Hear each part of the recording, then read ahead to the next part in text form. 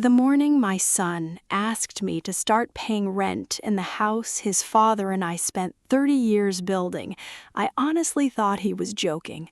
But then he slid a typed agreement across the kitchen table while his wife sat there pretending not to look uncomfortable. That was the exact moment I realized something painful. My own child no longer saw me as family. He saw me as an expense. And the saddest part, I had helped create that version of him for years by quietly fixing every problem behind the scenes. I paid the property taxes whenever they fell behind. I covered the heating bill during winter when Tyler's construction work slowed down. I even kept the internet in my name because their credit had been damaged after Vanessa lost her online boutique during the pandemic. They told everyone they were getting back on their feet, but somehow I was the only one actually keeping the house standing. Have you ever stayed quiet for so long that people started mistaking your kindness for weakness? Comment respect if you've seen this happen in real life. What neither of them understood was that I wasn't angry about the money. I had enough savings from my nursing career and Frank's pension to pay rent 10 times over. What broke me was hearing my daughter-in-law casually say, "We just need clearer boundaries moving forward," while sitting in the kitchen I designed with my late husband 22 years ago. That house still had pencil marks inside the pantry showing Tyler's height from elementary school. Frank installed every cabinet in there with his own hands, and now I was being treated like a temporary guest in the one place that still felt connected to him. I looked at my son, waiting for him to say, "Mom, this isn't right."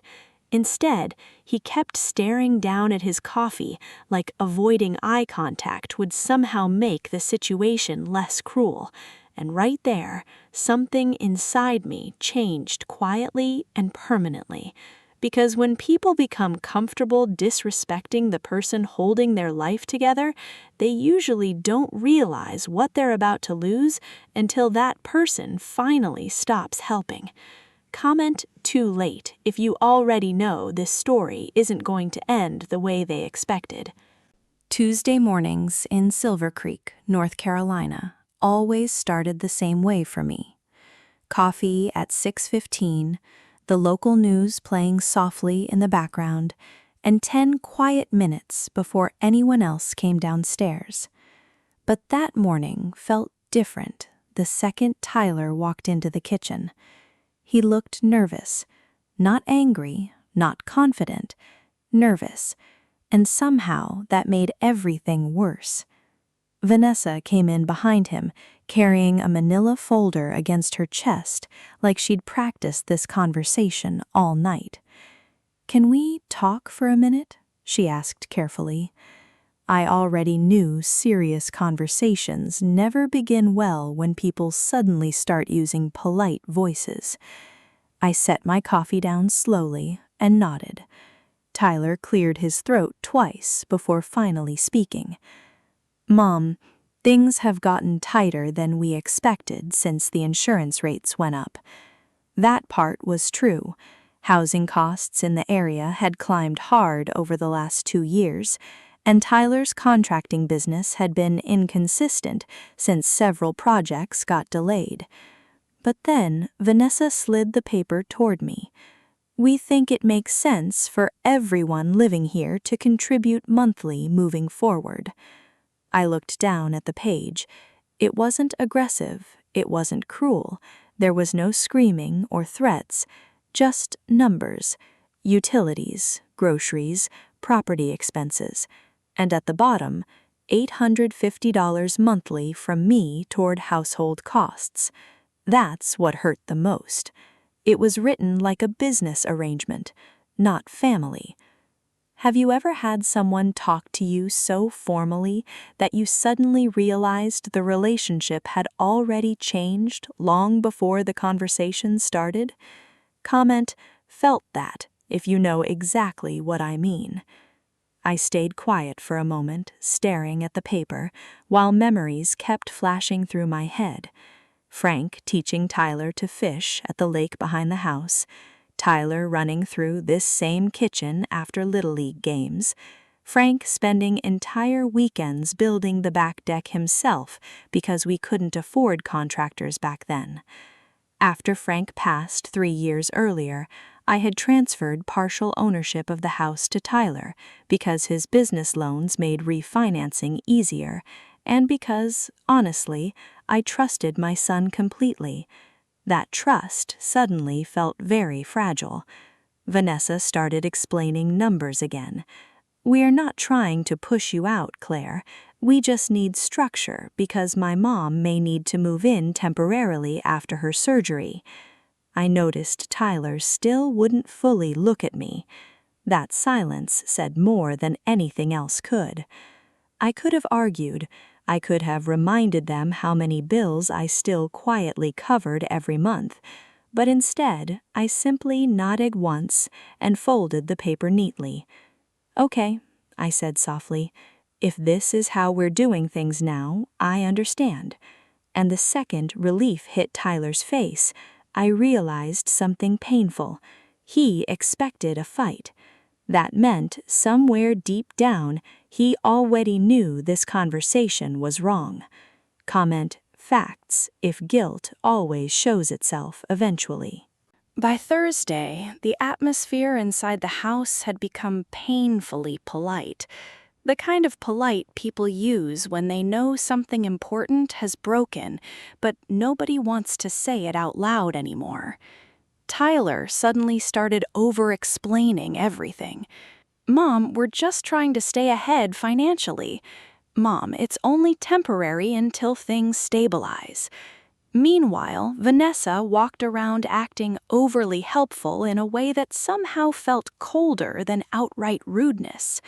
She kept talking about household balance and shared responsibility, like we were co-workers managing an Airbnb instead of family. But what neither of them realized was that I had finally stopped protecting them from reality. For years, I quietly filled gaps they never noticed. I paid the internet bill whenever Tyler missed a slow month. I covered the annual property taxes twice after his business account overdrafted. I even handled the furnace maintenance contract because Tyler always forgot to renew it.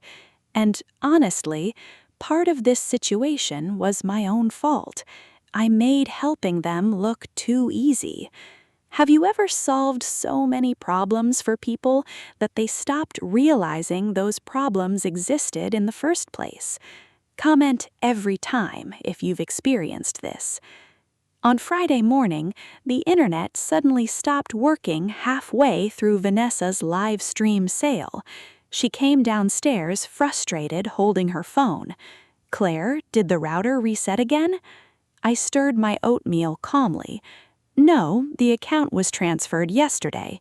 You'll probably need to call the provider." Her expression changed instantly. "Transferred to who?"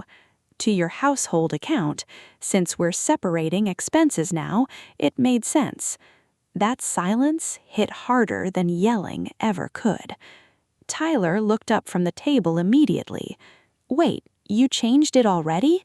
I nodded. "You both said you wanted clearer financial boundaries.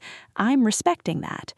Nobody responded, because technically I had done exactly what they asked. But for the first time, they were realizing how many invisible things had still been connected to me. That afternoon, the heating company emailed Tyler about renewing the winter service agreement. Frank had always handled those contracts before he died. Afterward, I quietly continued paying them because I knew Tyler was overwhelmed trying to keep his business alive. But now the renewal estimate sat unopened in his inbox while Vanessa argued online with internet customer service for nearly 2 hours. I didn't feel revenge. I didn't even feel anger anymore. What I felt was exhaustion. The kind that builds slowly after years of carrying responsibilities nobody notices until you finally put them down. Later that night, I sat alone in my room looking at photos of my Asheville condo. The tenant was officially moving out Sunday morning. I hadn't made a final decision yet, but deep down, I think part of me already knew. I wasn't just considering leaving the house anymore. I was considering leaving the version of myself that spent years confusing love with rescue. Comment boundaries if you think helping people too much can sometimes destroy relationships instead of saving them. Monday arrived with freezing rain tapping softly against the windows before sunrise. I woke up earlier than everyone else and sat quietly at the kitchen table, holding a cup of coffee in both hands, listening to the house settle around me. For 32 years, this place had been my entire world. Frank and I bought the property when Tyler was 6 years old. Back then, the roof leaked, the plumbing barely worked, and we spent nearly every weekend repairing something ourselves. There was love in these walls, real love, which is probably why the last few months had hurt so much, because losing a house is one thing, realizing your role inside the family has changed is something completely different. Have you ever stayed somewhere long after your heart already knew it was time to leave? Comment, I understand, if you know how heavy that feeling is. At 8:10, my phone buzzed. It was the moving company from Asheville confirming arrival time. I stared at the message for nearly a full minute before replying, yes. The truth is, I almost backed out. I almost convinced myself to stay and keep smoothing everything over like I always had. But then Tyler came downstairs, already frustrated because the heating company needed a deposit before renewing the winter service plan. "Mom, did you usually handle this automatically?" he asked, distracted while scrolling through the estimate on his phone. There it was again, not gratitude, expectation. I looked at him carefully and realized something painful. He genuinely didn't know how much I had quietly carried for years. Not because he was evil, not because Vanessa manipulated him, but because I had spent too long protecting him from consequences most adults eventually learn to manage themselves. I answered gently, "Your father and I handled those things together for a long time. After he passed, I kept doing what I could." Tyler finally looked up then, and for the first time all week, I saw guilt instead of defensiveness. But sometimes people understand your value only after you've already reached your limit. By noon, the movers had loaded my boxes into the truck. I wasn't taking much: clothes, photo albums, Frank's tools, and the blue ceramic dishes my grandmother left me. Vanessa stood near the doorway looking stunned. "You're really leaving?" she asked quietly. I nodded. I think we all need space to figure out how this family works now. Tyler tried apologizing then. Not dramatically, not like a movie, just awkward, late, and honest. "Mom, I didn't think this would push you away." That sentence nearly broke me, because part of me believed him. But damage doesn't become harmless just because someone finally understands it. Before leaving, I hugged my son for a long moment. Then I stepped outside into the cold mountain air and climbed into my car alone. As I drove toward Asheville, the weight in my chest slowly started lifting for the first time in years. Not because I stopped loving my family, but because I finally understood something important. Love should never require disappearing inside your own life just to keep everyone else comfortable. Comment peace if you think choosing yourself sometimes becomes necessary, no matter how much you love people.